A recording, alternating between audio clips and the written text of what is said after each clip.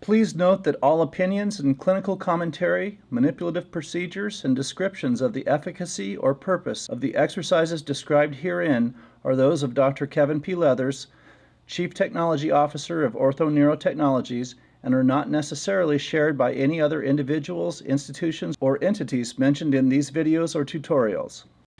Now, in the course of watching these videos, which we've produced for you to either follow along with or just get the general idea of what you'll do with the Dynadjust instrument as you do your continuing education credits, you're going to find that some of it sounds like it's tutorial or instructional, and that's because we did some of it for students, and we do intend to keep some of that footage just for general edification. But of course, what we're usually looking at in terms of cervical manipulation, practicing with the Dynadjust for cervical manipulation is, the common adjustments are a straight lateral break where we, put in some rotation, find the end point and thrust from there, usually with the radial aspect of the index finger, just a nice thrust with the other hand stabilizing the patient's head or even holding the head depending on the patient. Another adjustment, of course, that I use a lot is a superior to inferior approach, and that is especially useful if the patient has a cervical rib or if they're a small patient like Maria here who doesn't have a lot of muscle mass right here, and you want to effect a first rib adjustment just to move that rib a little bit and help clear up the synovial space in that rib attachment. A thrust basically from superior to inferior with just a little bit of lateral to medial angulation is great. I do that adjustment on Maria quite frequently. She does not have a cervical rib, but she does have a first rib problem every now and then, which sometimes manifests itself as almost thoracic outlet syndrome. But anyway, an adjustment like this usually does the trick for her. In the past, of course, we were all taught to do George's test, which of course is vertebral artery insufficiency test, where we would have the patient extend as far as possible, rotate, we'd look at their eyes. I would usually actually auscultate the carotid artery at that point, watching for nystagmus and all that. Now we're being told that further research has shown that George's test is actually usually not indicated and could possibly do more harm than good. It's kind of odd to think about things like that because it, for one thing, it demonstrates that field research is so important, and all of us as field practitioners could be doing some level of research. But I know I've done George's test so many times, thousands and thousands of times, and I have picked up bruits and I have referred patients because of the findings that I got from doing George's test. And usually it turns out to be nothing, but there have been cases where something was found and further medical action was required. But what I want to talk about here is I've been using quite a lot lately, especially since I started working out with the Dynadjust unit. I've been using an inferior to superior adjustment on my patients, especially for CO on C1 and C1 on C2. I'm usually in the same position I am now, and I'm just curving my wrist around a little bit, getting my elbow out a little further. Probably can see it easier on this side. Get the elbow out a little bit further, and by adjusting from an inferior to superior angle with very little extension of the cervical spine, what we're doing here is we're generating more translation or movement along the longitudinal axis of the spine. And that not only helps gap the spine, but it also provides for a smoother adjustment on some patients. That, of course, would be dependent on whether or not they have what we used to call a military spine or hypolordosis. But anyway, it's just one of the things that you can practice with the Dynadjust unit, and especially if you haven't been doing adjustments that way, you might be able to add that to your repertoire successfully after you've conditioned your body to produce a very high velocity but low amplitude thrust in any angle. So if you're going to practice somewhere where you have access to a table and you can sit in approximately the same way that you would sit when you're doing your adjusting if you do it from a seated position, or you can stand over just about any table or sit at a coffee table if you want to. But the adjustments, or the simulated adjustments, would be a simple cervical break, like so, where the action is just straight through and you're trying to minimize any lateral distortion or rotational distortion.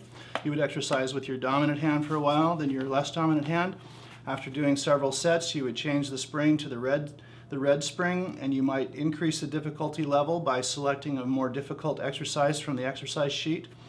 The unit comes preloaded with 12 different parameter sets that you can select from, and once you've printed that sheet out to have by your side while you're practicing, you can take a look at the difficulty levels. Some have a deeper thrust, some have a deeper pre-manipulative tension than others, and some are much, much less forgiving. In other words, if you lose your pre-manipulative tension in this particular exercise, I think it's about two centimeters that you can go either way with and still produce what's being called a successful thrust here. And then of course you would simply change the angulation of the device, do an inferior to superior set or two, both hands of course. I find that exercising with my left hand, even though I've been adjusting for 20 years or more, exercising with my left hand is still more difficult. I think we all favor our dominant hand when we're actually doing our work, but of course it's just as important to be able to adjust with your non-dominant hand.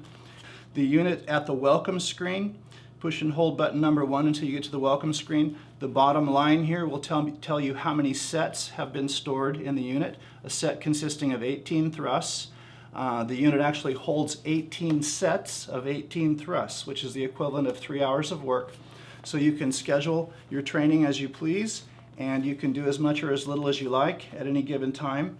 Moving up through the springs, you'll notice if you start with the yellow spring and move up through the black screen, doing several sets with each, you will find that you'll get a burn. You'll get excellent development of the muscles involved, and of course that's the whole point.